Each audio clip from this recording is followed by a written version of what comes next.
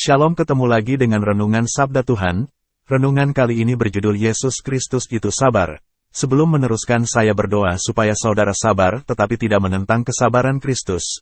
Amin. 1 Timotius pasal 1 ayat 16 berkata, "Tetapi justru karena itu aku dikasihani, agar dalam diriku ini, sebagai orang yang paling berdosa, Yesus Kristus menunjukkan seluruh kesabarannya.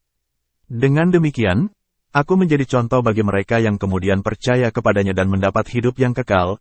Kita hidup di tengah zaman yang serba instan.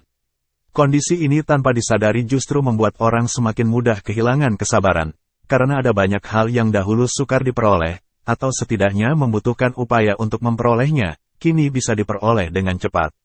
Namun, kondisi serupa jika direnungkan justru dapat dimanfaatkan untuk melatih kesabaran dalam banyak perkara, termasuk kesabaran dalam menantikan perubahan hidup orang lain.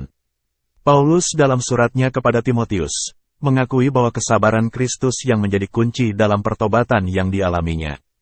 Paulus yang masa lalunya adalah seorang yang ganas, penghujat dan penganiaya, ayat 13, namun bertobat menjadi rasul yang hebat oleh karena kesabaran Kristus.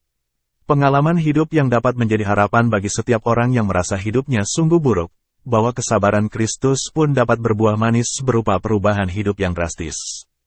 Begitu pula ada harapan bagi orang yang kita rindukan untuk bertobat dan percaya kepada Kristus. Dalam sejarah kehidupan manusia, Tuhan sering menunjukkan kesabaran supaya manusia dapat menyadari kesalahannya, lalu bertobat dan mengalami perubahan hidup. Kehidupan yang kita alami saat ini mungkin juga hasil dari kesabaran Kristus, jika kita mau mengingat masa lalu kita yang kelam.